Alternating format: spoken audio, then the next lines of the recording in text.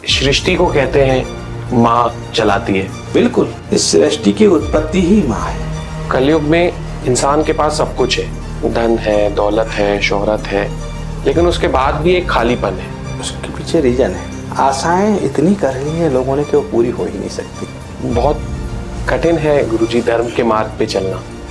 आप जब इस मार्ग पे आए तो कैसी कठिनाइयां आपको शुरुआत में लगती थी, फिर धीरे धीरे सहज हो गया ये मार्ग? हम जब किसी मार्ग पे चलते हैं तो उस पे चलाने वाला ईश्वर ही होता है, वही तय कर देता है। सबसे इन 7 कांडों में से सबसे अच्छा कांड, सबसे जो आज के लिए युवा के लिए पहले जो वो देखे, वो कौन सा कांड है? स्वागत है आपका बिहाइंड द सक्सेस हमारे शो में। आज का एपिसोड बहुत खास है।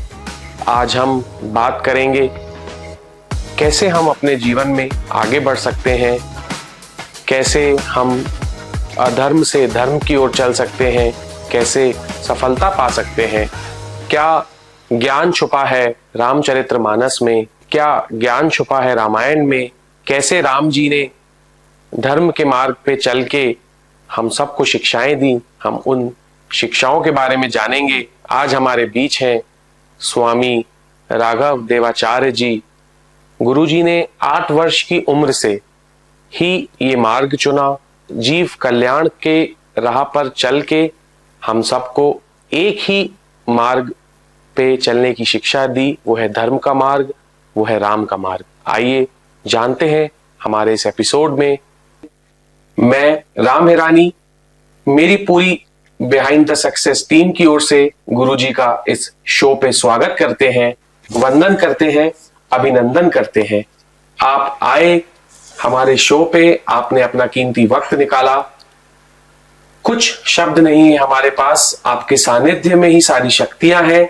और हमारा तो कोई स्तर नहीं है, हमारी टीम का कोई स्तर नहीं है जो आपके सामने इस कुर्सी पे बैठ पाए और आपसे प्रश्न कर पाए। इस पूरे पॉडकास्ट में हम जानेंगे कैसे हम अपने जीवन में अच्छी राह पे चल के सफलता पा सकते हैं, किस से हम सीखें आपसे बड़ा शिक्षक कोई नहीं है, किससे हम जाने आपसे बड़ा बताने वाला हमको कोई नहीं है। भारत ऋषियों की भूमि है, गुरुओं की भूमि है, उसमें से एक है हमारे गुरुजी, जो आज हमारे बीच आके हम सबको अपने पावन वचनों से, अपने पावन मोतियों से अपना कीमती समय देके हमारे शो पे कृपा बरसा रहे हैं, पूरे भारत पे कृपा बरसा रहे हैं। और हम इन्हीं की बताई हुई जो बातें हैं हम अपने जीवन में अमल करें, उस रास्ते पे चलें, और मेरा विश्वास है कि हम सब एक दिन विजयी होंगे। गुरुजी का भी यही कहना है कि जैसे राम जी ने कठिनाइयों पे चल के अंत में विजय प्राप्त की, और आज पूरा युग, पूरा देश, पूरा प्रदेश, पूरा विश्व आज राम नीति पे चलता है। राम के जो हमको उस समय उन्होंने ज्ञान दिया, उस ज्ञान पे चलता है पूरी सरकार, पूरे देशों की सरकार आज भारत को अपना गुरु मान रहे हैं। तो ऐसे गुरुओं के देशों में हम अति सौभाग्यशाली हैं कि हमारे बीच थे हमारे पूजनीय गुरुदेव। तो स्वागत है आपका। बहुत कठिन है गुरुजी धर्म के मार्ग पे चलना। आप जब इस मार्ग पे आए तो कैसी कठिनाइयां आपको शुरुआत में लगती थी, फिर धीरे धीरे सहज हो गया ये मार्ग? सबसे पहले तो मैं ये कहूंगा, हम जब किसी मार्ग पे चलते हैं तो उस पे चलाने वाला ईश्वर ही होता है, वही तय कर देता है। और हमारा मार्ग तो राम का मार्ग था, मर्यादा पुरुषोत्तम भगवान का मार्ग था। नियम, संयम, भाईचारा, एकता। और मुझे तो एक बात का बड़ा आज खुल के कहने का मौका मिल रहा है कि माँ नर्मदा की कृपा मेरे ऊपर बहुत है, क्योंकि जो चीज हमको दिख नहीं रही है वो बिल्कुल शक्ति के रूप में काम कर रही है। पूरी सृष्टि को कहते हैं माँ चलाती है। बिल्कुल। चाहे वो हमारी माँ हो, चाहे माँ गंगा हो, माँ नर्मदा हो, और हम सब सौभाग्यशाली हैं नर्मदा तट के किनारे। देखिए, आपको एक बात मैं बताता हूं, इस सृष्टि की उत्पत्ति ही माँ है, जिसको हम सब भारत माँ भी कहते हैं। भगवान का जहां जहां जन्म हुआ वो बिना माँ के नहीं हुआ। चाहे आप राम जन्म में ले लो तो माता कौशल्या जी को देखो आप, और कौशल्या जी का आचरण और विचार देखो राम के अंदर। पूरा जो संयम था वो उनकी माता का ही था। बिल्कुल। एक रात में वनवास की ओर चल दिए, 14 साल वनवास किया। उसके प्रति छोटी सा विषय, कुछ नहीं, 14 भवन एक पति होए, जो 14 भवनों के एक राम है। माने 7 लोग नीचे और 7 लोग ऊपर, जिनके पास साक्षात कर्म विद्या, ज्ञान विद्या, त्याग विद्या, शक्ति, सुंदरता, परिचय, सब कुछ उनके पास है। और जिनके पास सब कुछ है उनको निर्णय लेने की क्षमता होती है, और जिनके पास कुछ नहीं होता वो विचार करते हैं, सोचते हैं। लेकिन राम के पास सब कुछ था, इसलिए वो राम थे। रावण भी कहते हैं कि सब वेदों का ज्ञाता और बहुत बुद्धिमान थे, लेकिन उनका विनाश हुआ। देखिए, रावण इसके पहले भी माता जानकी जी को कष्ट दे चुका था। जब वो वेदन एक तपस्या रूप में थी, उस समय उनने कह दिया था कि त्रेता युग में जब मेरा जन्म इस धरा पर होगा, तब मैं रावण तुम्हारी मृत्यु का घास बनूंगी। उस समय उनका नाम भी सब जानते ही हैं।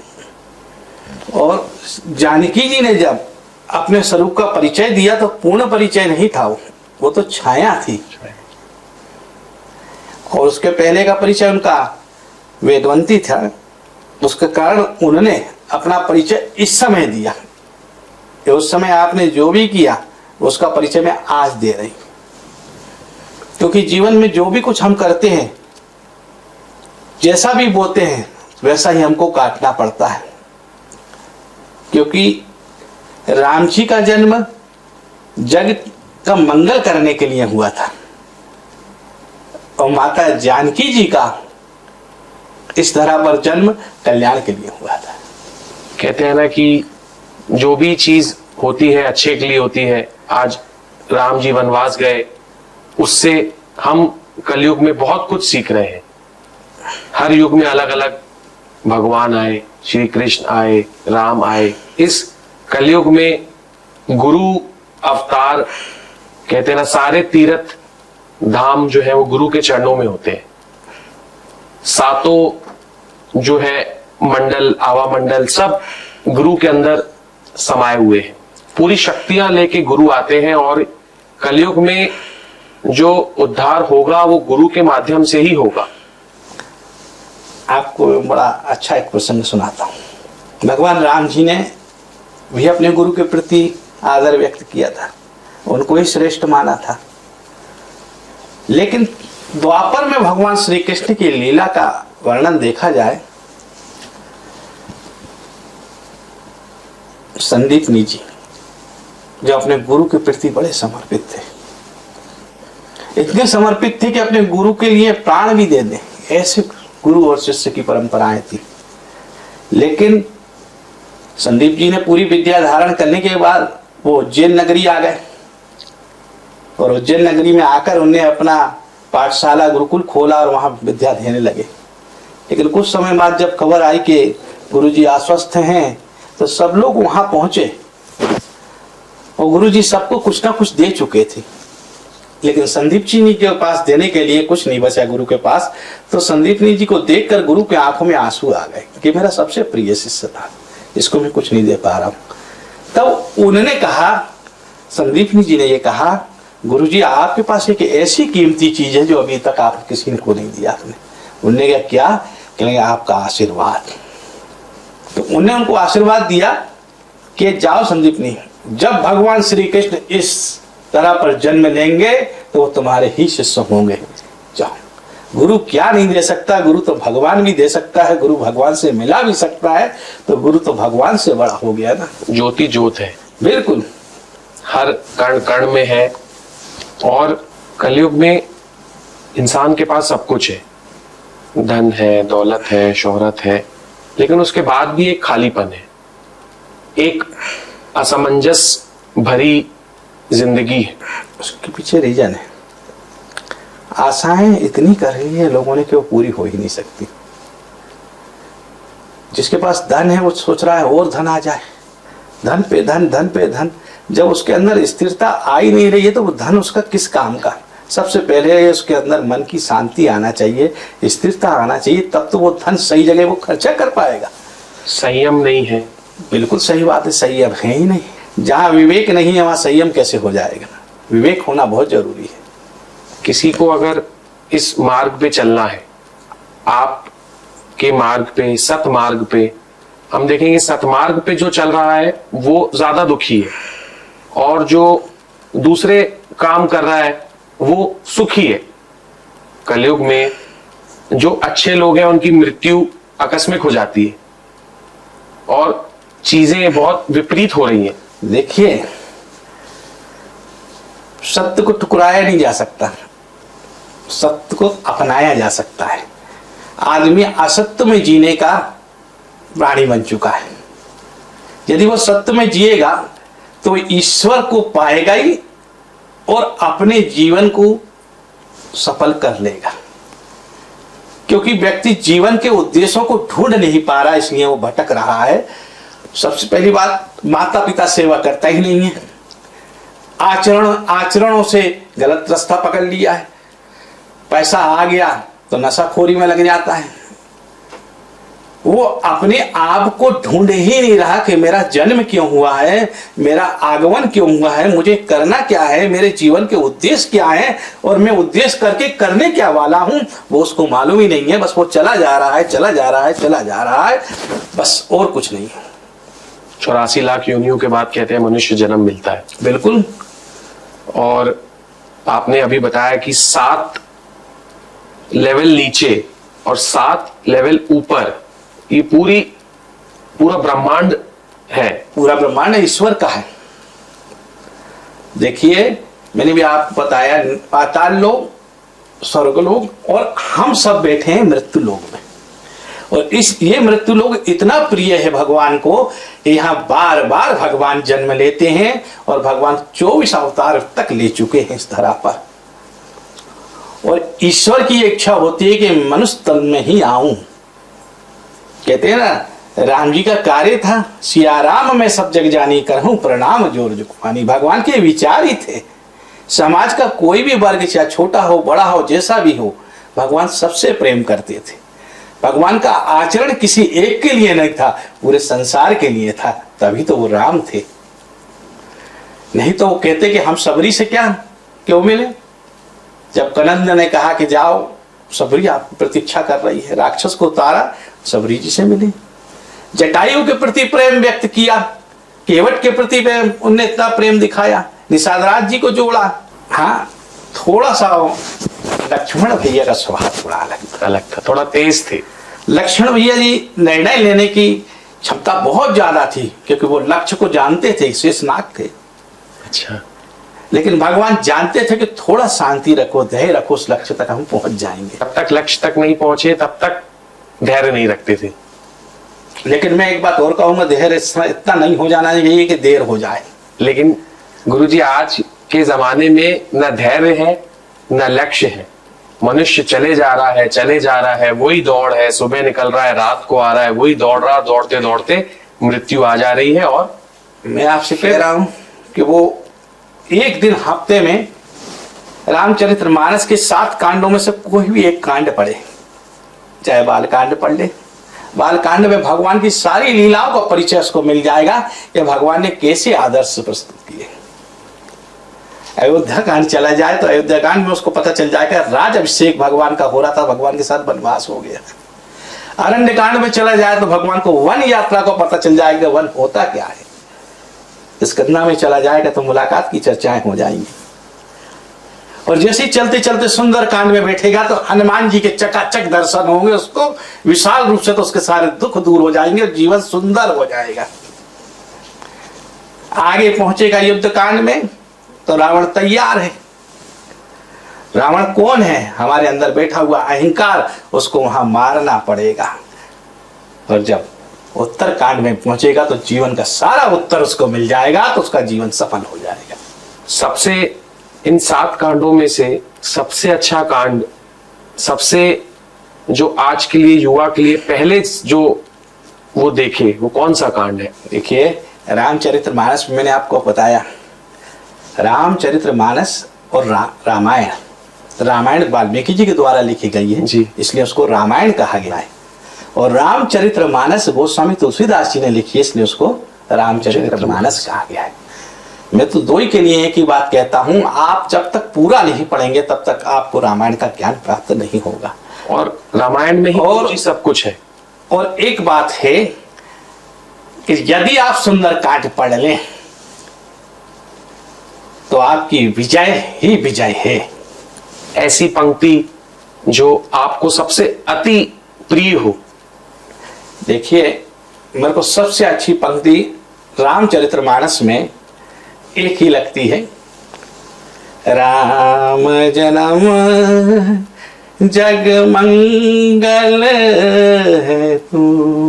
भगवान राम का जन्म ही मंगल करने के लिए इस धरा पर हुआ।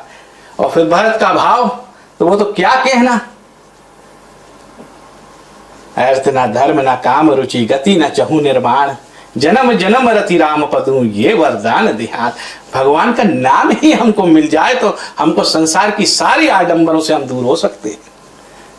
लेकिन वहां राम तक पहुंचने के लिए आपको राम जैसा आचरण भी तो करना पड़ेगा, वैसे व्यवहार भी तो करने पड़ेंगे। इसलिए वो कहते सिया राम मैं सब जग जानी करऊं प्रणाम जोर जुग। जब सब में राम है तो सबको प्रणाम करने में दोष क्या लगता है, सबको प्रणाम करो।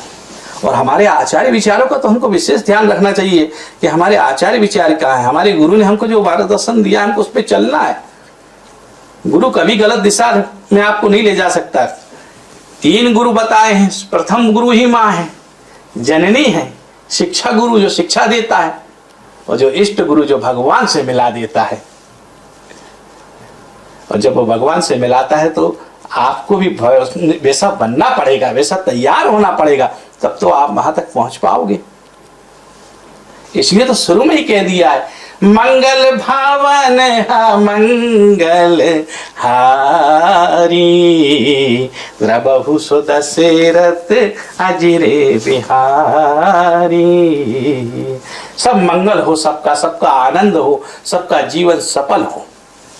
यह है रामचरितमानस का अर्थ। गुरुजी, आज के युवाओं को अभाव है, ज्ञान ही नहीं है रामचरितमानस का। अगर हम अपना चरित्र राम जैसा कर लेंगे, अगर हम स्वभाव राम जैसा कर लेंगे तो विजय ही विजय है, हर मार्ग पे विजय है। लेकिन उसके बाद भी कलयुग में भटकाव बहुत ज्यादा है। धीरज धर्म मित्र अरुणारी आपत काल परखहूं जारी। जब इन चारों को परखोगे नहीं तो ज्ञान मिलेगा कैसे। धीरज होना ही चाहिए, धर्म होना ही चाहिए, और मित्र के प्रति समर्पण होना ही चाहिए। और नारी यदि आपके दुख में खड़ी नहीं तो कैसी नारी। इसलिए तो कहा है कि इन चारों को परखना ही चाहिए। आपातकाल जब भी पड़े धर्म को पकड़ो, वो आपकी रक्षा करेगा।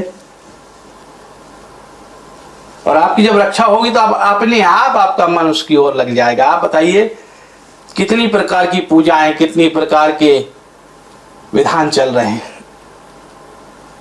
फिर भी आदमी असंतुष्ट है। तो उसका पीछे एक छोटा सा कारण है कि वो अपने आप से संतुष्ट नहीं है। जिस दिन वो अपने आप से संतुष्ट हो जाएगा उस दिन वो पूजा भी काम करना शुरू कर देगी। सब पूजा कर रहे हैं लेकिन संतोष नहीं। उसके पीछे रीजन है, सोच है, मैं इनसे बड़ी पूजा करूंगा, वहां भी कंपटीशन है ना, वो पूजा नहीं है।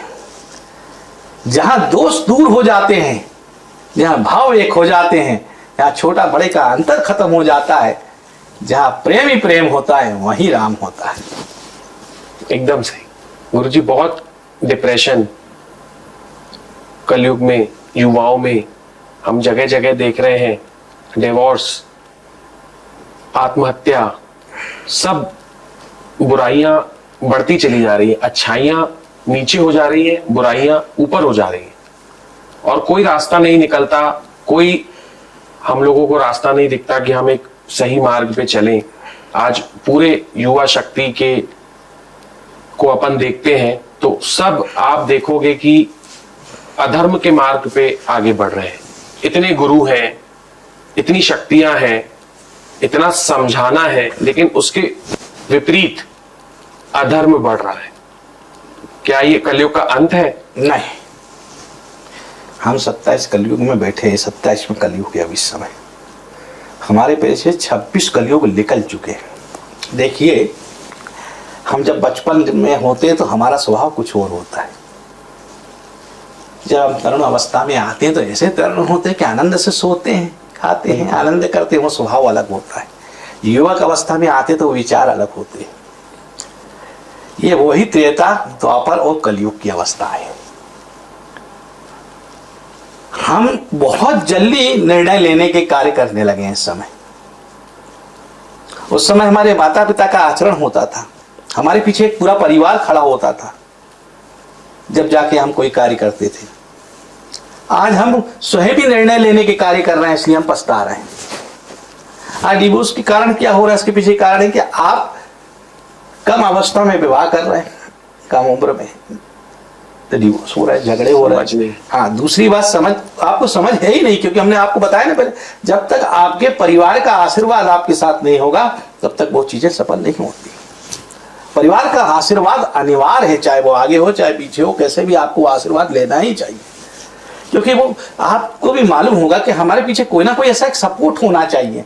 हमारे परिवार की शक्तियां चलती हैं परिवार के रूप में, उनके आशीर्वाद के रूप में, माता पिता के आशीर्वाद के रूप में। आप मुझे बताइए, जब विवाह होता है तो इतना बड़ा हमारा कुटुंब खड़ा होता है, तो हमारे उन विवादों को हल करने के लिए वो परिवार भी तो होता है हमारे साथ। हम बचपन में जब भाई भाई बहन लड़ते हैं, बहन से लड़ते हैं, भाई से लड़ते हैं, तो माँ बाप उसको सुलझाते भी तो हैं। बताइए, तो वही चीजें यहाँ भी हो रही हैं। विवाह के बाद यदि कोई भी विवाद आ रहा है, कुछ आ रहा है, तो माँ बाप उसको सही कर देते हैं। हम अपने आप को ताकतवर समझकर बहुत बड़ी गलती करते हैं। एक बात। अब दूसरी बात पर आपका प्रश्न था कि आदमी क्या हमें एंजाइटी, डिप्रेशन, उसके पीछे निर्णय है। आज नशा इतना हो गया है, इतनी ज्यादा प्रकार के नशे छोटी छोटी उम्र में बच्चे लेने लगे। मैं तो कहूंगा कि जितने भी नशे चल रहे हैं उनको बंद कर दिया जाए। शराब पे भी प्रतिबंध लगाया जाए, गांजा हो चाहे जितनी भी अफीम से संबंधित चीजें हैं, इस पर प्रतिबंध लगाया जाए। नहीं तो हमारी युवक शक्ति को बिगाड़ने का ये बहुत बड़ा संयंत्र रचा जा रहा है।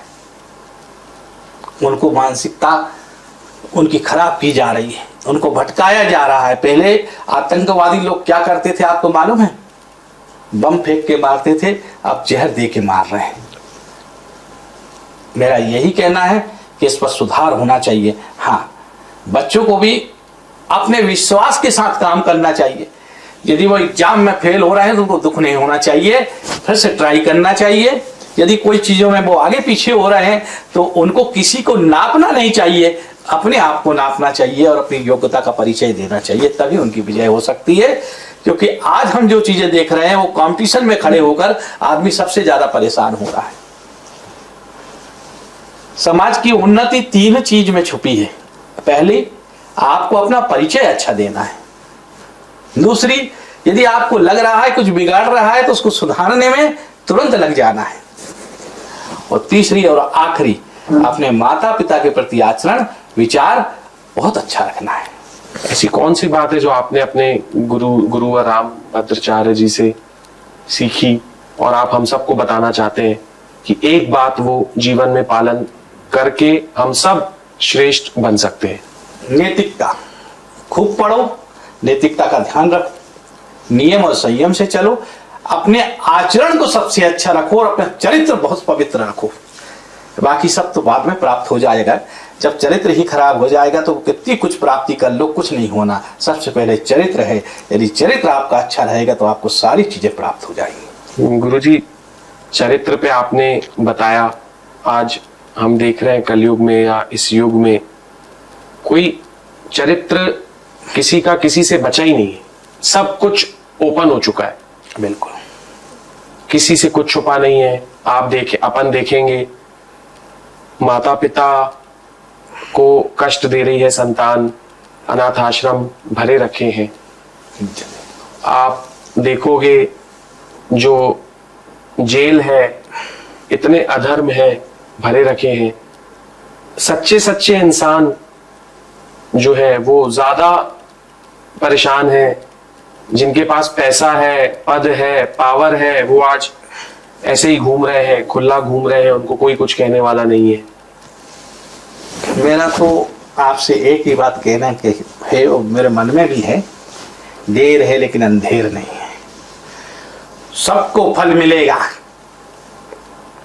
और चकाचक मिलेगा, उसकी व्यवस्था ईश्वर करेगा। जब रावण नहीं बचा अपने अधर्मों के कारण, एक सन्यासी रूप में भगवान ने आकर उसका वध कर दिया, उसकी बुराइयों को मार दिया। जिसके पास पूरी लंका थी, जो भी सोने की लंका थी, जो विशाल ज्ञानी था, विशाल ताकतमंद था, मेघनाथ जैसे लोग, कुंभकर्ण जैसे लोगों को भगवान ने मार दिया। तो फिर आज की बात तो छोड़ो, ईश्वर पर भरोसा रखो, तुम्हारी सत्यता अवश्य जीतेगी। बस ईश्वर पे भरोसा ही है जो हम सबको एक आसरा है, ओट है मन में कि हम एक दिन जरूर अपना कर्म अच्छा रखेंगे तो उसका फल भी अच्छा मिलेगा ही मिलेगा।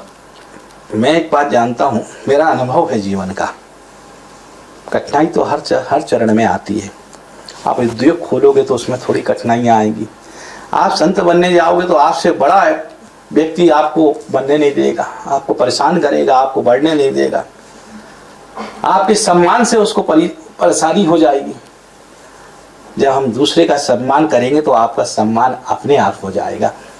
जब आपके अंदर विरोध खत्म हो जाएगा तो अनुरोध अपने आप आ जाएगा। आपको 3 विषयों पर चर्चा मैंने अभी आपको बताई, यदि वो आप ध्यान रखेंगे तो आपका अपने आप चरित्र अच्छा हो जाएगा। आज हो क्या रहा है, मेरा जो महसूस करने का है, मेरा जो भाव है, मेरे मन में जो भाव है, आपको दिखावों से दूर होना पड़ेगा, तभी आपको लक्ष्य की प्राप्ति होगी। मैंने इतना बड़ा यज्ञ कर लिया, मैंने इतनी बड़ी कथा करा दी, मैंने इतना बड़ा जुलूस निकाल दिया, उससे कुछ नहीं। उतना बड़ा विशाल हृदय भी आपको बनाना पड़ेगा। खिलाने के बाद आपको परिचय नहीं देना पड़ेगा कि मैंने खिलाया, आपको ये कहना मैंने नहीं, ये तो सब ईश्वर ने किया।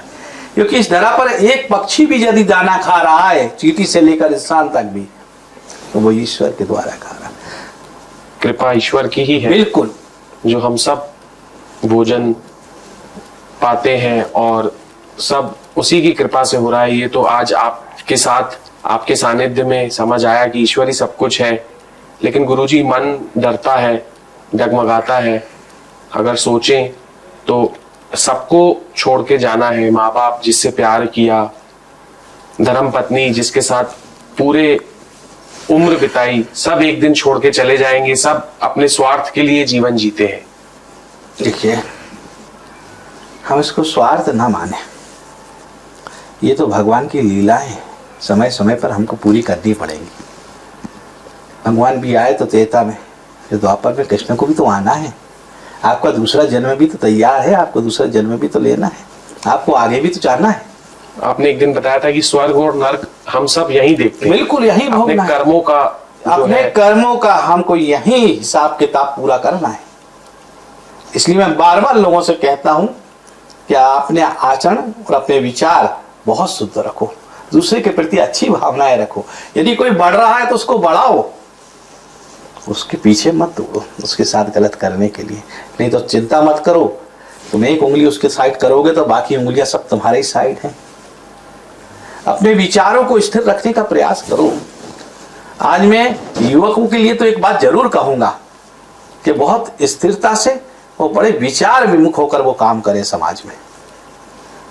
क्योंकि जो आज समाज में जो क्रांति चल रही है, रोजगार को लेके हो या व्यापार को लेके हो, वो तभी हल हो पाएगी जब उसके अंदर बैठकर हमको उसका रीजन ढूंढना पड़ेगा, उसके विचारों से ढूंढा जा सकता है।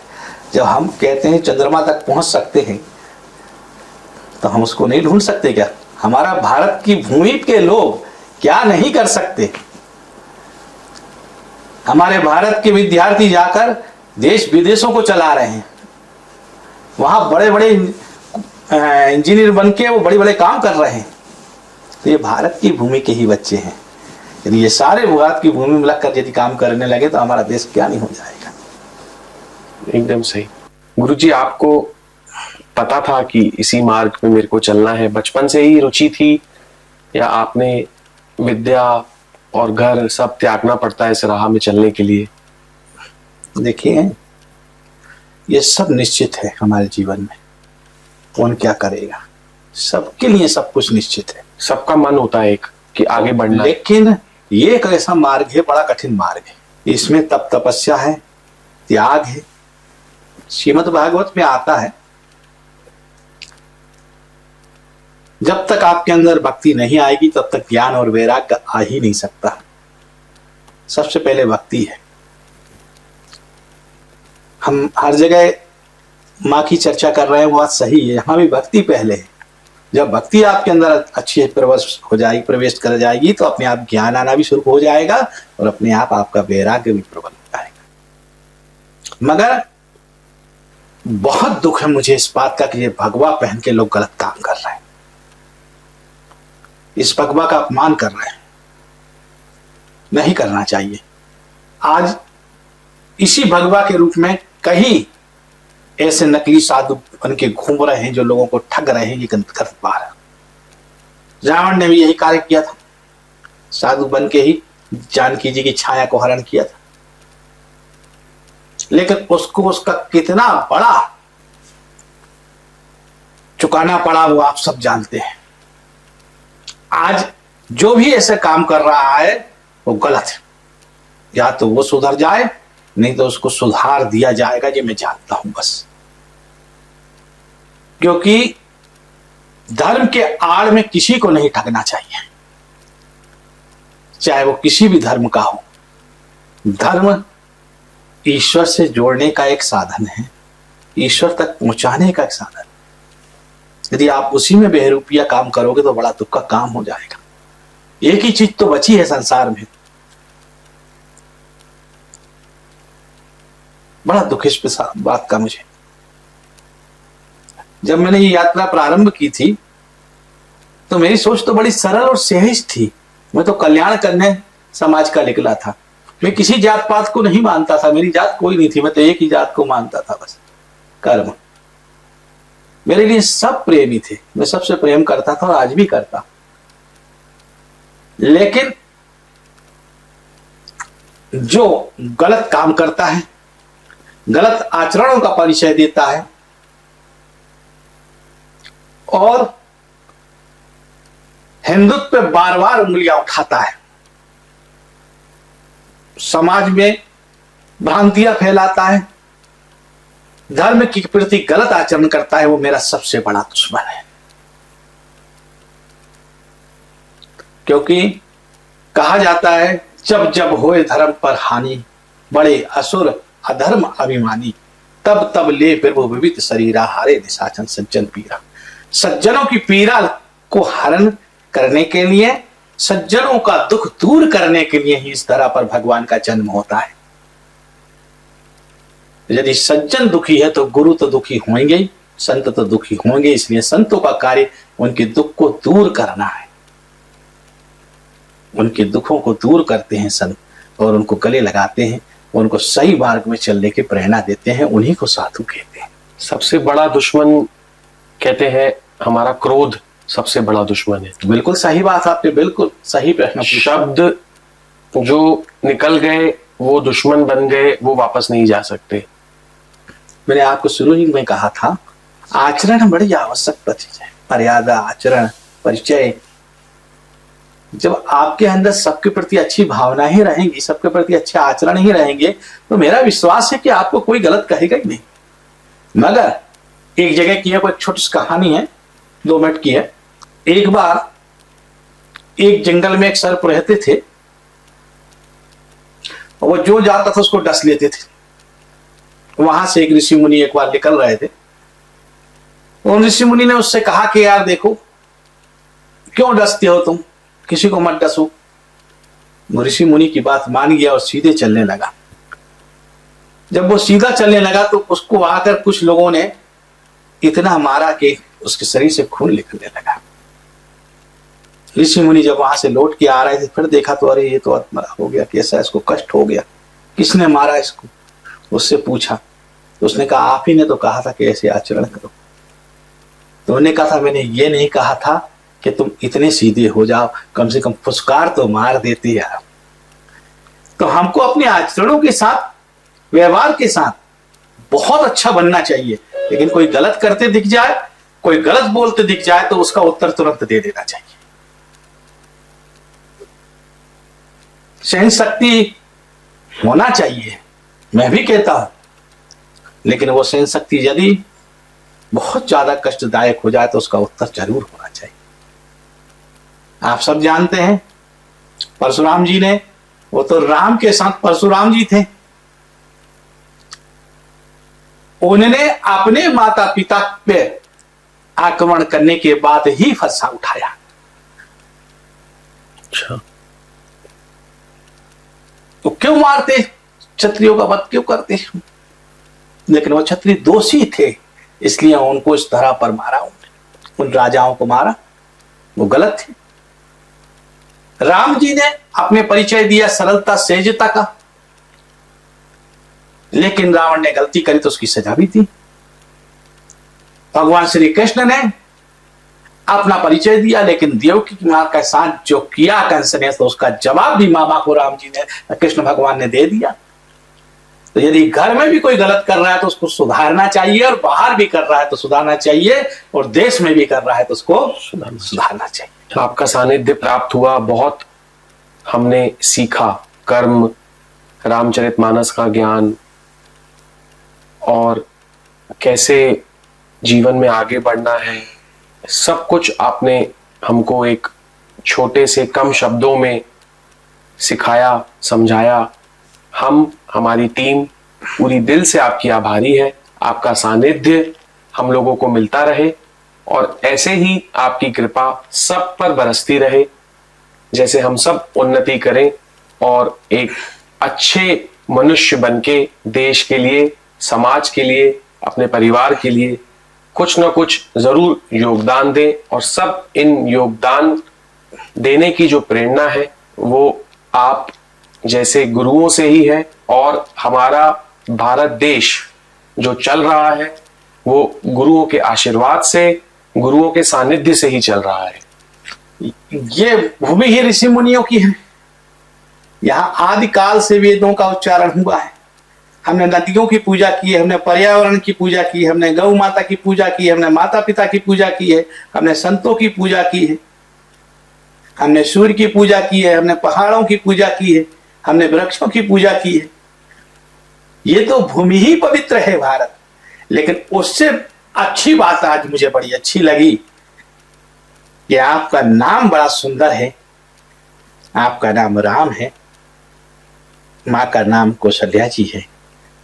वो धन्य है वो माँ भी जिनके ऐसे राम हुए। आज के युग में मैं तो नहीं कहूंगा कि राम कठिनाई में है, राम कभी कठिनाई में नहीं आते, राम की हर समय विजय होती है। हाँ, राम का परिचय बड़ा सरल है, जो उसको आदमी समझ लेता है वो उसकी मूर्खता है।